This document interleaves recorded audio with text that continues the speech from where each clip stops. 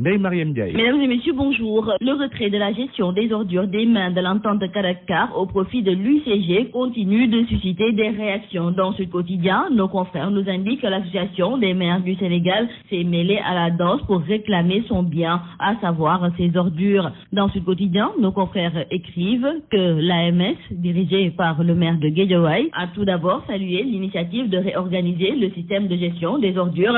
Cependant, elle demande dans un délai bref que cette gestion revienne aux collectivités locales. Nos confrères nous précisent que la structure dirigée par Aliou Sall a exprimé cette position à la fin d'un conclave de 2 jours à Dakar. Et nous reparlons avec nos confrères du journal Le Sud Quotidien de ces attentats qui ont frappé la capitale française. Et ces attentats, selon nos confrères, n'ont naturellement pas laissé indifférent le président sénégalais Macky Sall, qui à l'issue d'une rencontre en Turquie avec ses homologues afin d'harmoniser les positions qu'ils vont défendre concernant certaines questions devant être traitées au sommet du G20, le chef de l'État sénégalais a appelé à la nécessité de travailler de concert pour mener la lutte contre le terrorisme. Et justement, concernant ces attaques, dans le journal L'Observateur, nos confrères écrivent que près de 48 heures après la pire attaque terroriste qui ait jamais frappé la France, l'enquête progresse rapidement. 2 autres kamikazes français ayant fait part aux attentats de vendredi à Paris ont été identifiés et selon nos confrères, l'enquête française s'oriente définitivement vers la Belgique et s'intéresse particulièrement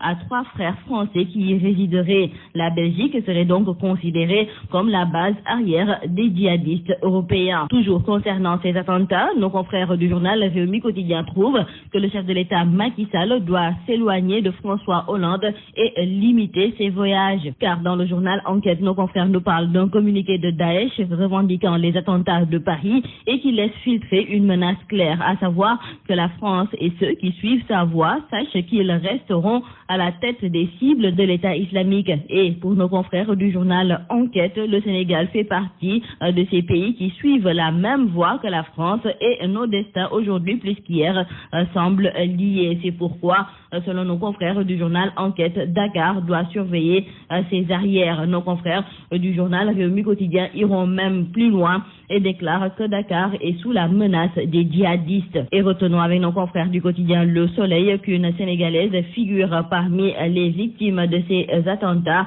Et nos confrères du journal Libération nous indiquent qu'il s'agit d'Alima Ndiaye, la belle-fille de Ousmane Ndiaye, ancien directeur général de Petrosen et actuel conseiller spécial du président de la République. Nos confrères nous indiquent qu'Alima Ben Khalifa Sadi Ndiaye devait même revenir à Dakar hier pour retrouver son mari et ses 2 enfants, mais vendredi soir, tout a basculé. Dans le journal La Tribune, nos confrères nous précisent qu'Alima Sadi Ndiaye et sa sœur ont été tués par les djihadistes lors des attentats de Paris. Parlons avec nos confrères du journal Grand Place de ce démantèlement d'un vaste réseau de présumés faux agents de santé à Malika Plage par les hommes du nouveau commissaire de police de la commune, Abdoulaye Thiaw. Nos confrères nous indiquent que les mises en cause qui défilent toujours devant les enquêteurs devraient être présentées ce lundi matin devant le procureur de la République pour des supposées pratiques de médecine.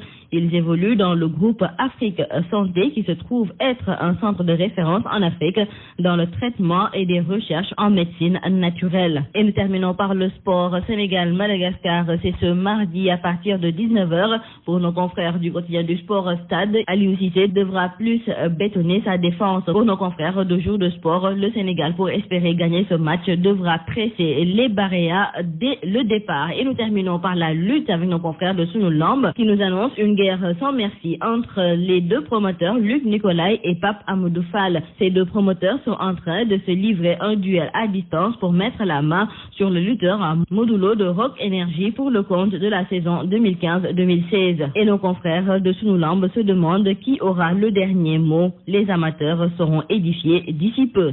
C'est tout à vos journaux et très bonne lecture.